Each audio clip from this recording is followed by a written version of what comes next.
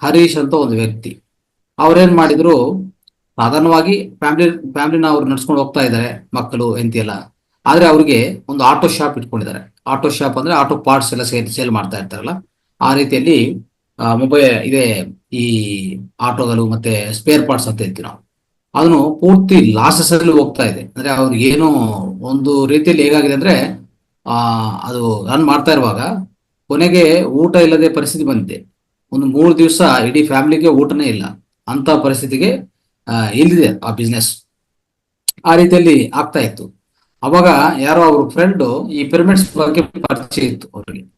ಅವ್ರೇನ್ ಮಾಡಿದ್ರು, ಈ ಒಂದು ಪಿರಮಿಡ್ ಅನ್ನು ಪೈರಾ ಕಾರ್ಡ್ ಅಂತ ಒಂದಿದೆ, ಇಲ್ಲ ನಾರ್ಮಲ್ ಪಿರಮಿಡ್ ಆಗ್ಲಿ, ಒಂದು 6 ಇಂಚ್ ಬೈ 6 ಇಂಚೋ, ಇಲ್ಲ ಅಂದ್ರೆ 4 ಇಂಚ್ ಬೈ 4 ಇಂಚೋ, ಇಲ್ಲ ಅಂದ್ರೆ 8 ಇಂಚ್ ಬೈ 8 ಇಂಚೋ, ಇಲ್ಲ 2 ಫೀಟ್ ಬೈ 2, ಅನೇಕ ಪಿರಮಿಡ್ಸ್ ಇದೆ, ಯಾವ್ದು ಬೇಕಂದ್ರೆ ತಗೋಬಹುದು ನಾವು. ತಗೊಂಡೋಗಿ ಅವ್ರ ಶಾಪ್ ಅಲ್ಲಿ ಇಟ್ಬಿಟ್ಟಿದ್ದಾರೆ. ಅಲ್ಲಿ ಶಾಪ್ ಅಲ್ಲಿ ಇಟ್ಬಿಟ್ಟು, ಸೊ ಇಲ್ಲಿಂದ ಸ್ವಲ್ಪ ಅಬ್ಸರ್ವ್ ಮಾಡ್ತಾ ಹೋಗಿ, ನಿಮ್ಗೆ ಏನ್ ಅನಿಸ್ತದೆ, ಏನ್ ಆಗ್ತದೆ ಅಂತ. ಈ ಜೊತೆಗೆ ಇನ್ನೊಂದು ಏನಾಗುತ್ತೆ ಅಂದ್ರೆ, ಈ ಹರೀಶ್ ಅಂತ ಇವರು ಅವರ ಬ್ರದರ್, ಅವ್ರ ಅಣ್ಣ ಅವ್ರೇನ್ ಮಾಡಿದಂದ್ರೆ, ಅವ್ರ ಫಾದರ್ ಪ್ರಾಪರ್ಟಿ ಏನು ಇವ್ರಿಗೆ 50% ಶೇರ್ ಬರಬೇಕು, ಅದನ್ನು ತಗೊಂಡ್ಬಿಟ್ಟಿದ್ದಾರೆ. ಅದನ್ನು ಅಲ್ಲಿನೂ ವಂಚನೆ ಆಯ್ತು ಅವ್ರಿಗೆ, ಅದು ಮೋಸ ಮಾಡಿದ್ದಾರೆ. ಅಂದ್ರೆ ಗೊತ್ತಿಲ್ಲದೆ ಅದನ್ನು ಅನುಭವಿಸಿದ್ದಾರೆ ಅವರು. ಅವಾಗ ಇವರು ಬೀದಿ ಪಾಲಾಗಿದ್ದಾರೆ. ಅಂದ್ರೆ ಏನು ಇಲ್ಲ, ಫ್ಯಾಮಿಲಿಗೆ ತಿನ್ನಕ್ಕೇನೆ ಇಲ್ಲ. ಅದೇ ಹೇಳಿದಾರೆ, 3 ದಿವಸ ಆಹಾರ ತಿನ್ನಕ್ಕೆ ಅವರು ಮನೆಯಲ್ಲಿ ಅಂದ್ರೆ ಅವಕಾಶ ಸಿಕ್ಕಿಲ್ಲ ಅವ್ರಿಗೆ.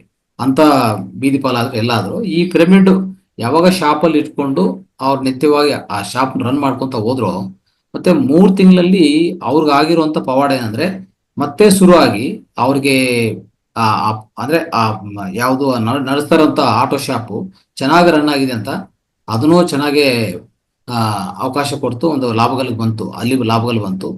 ಜೊತೆಗೆ ಅವ್ರ ಬ್ರದರ್ ಜೊತೆಗೆ ರಿಲೇಶನ್ಶಿಪ್ಸು ಚೆನ್ನಾಗಾಯ್ತು. ಅವ್ರು ಹೇಳೋದು, ಅವ್ರ ಬ್ರದರ್ ಜೊತೆಗೆ ಮತ್ತೆ ರಿಲೇಶನ್ಶಿಪ್ ಚೆನ್ನಾಗಾಗಿ ಆ 50% ಪ್ರಾಪರ್ಟಿ ಶೇರ್ ಏನ್ ಬರಬೇಕು ಆ ಫಾದರ್ದು, ಅವ್ರ ತಂದೆದು, ಮತ್ತೆ ವಾಪಸ್ ಬಂತದ್ದು. ಈ ರೀತಿಯಲ್ಲಿ ಆಗಿದೆ ಅಂತ ಒಂದು ಉದಾಹರಣೆ ಕೊಟ್ಟಿದ್ದಾರೆ. ಅಂದ್ರೆ ಪಿರಮಿಡ್ಸ್ ಅಲ್ಲಿರುವಂತ ಈ ಧನಾತ್ಮಕ ಶಕ್ತಿ ಏನಿದೆಯೋ, ಅಂದ್ರೆ ಅದರಿಂದ ಬರುವಂತ ವಿಶ್ವಶಕ್ತಿ ಏನಿದೆಯೋ, ಇಷ್ಟೆಲ್ಲ ಪವಾಡಗಳು ಮಾಡತ್ತಾ ಅಂತಂದ ಅದಕ್ಕೊಂದು ಉದಾಹರಣೆಯಾಗಿ ಈ ಈ ಒಂದು ಸಣ್ಣದು ಒಂದು ಸ್ಟೋರಿ ಹೇಳಕ್ಕೆ ಪ್ರಯತ್ನ ಮಾಡಿದ್ವಿ. ಇದು ನಡೆದಿರೋ ಘಟನೆ.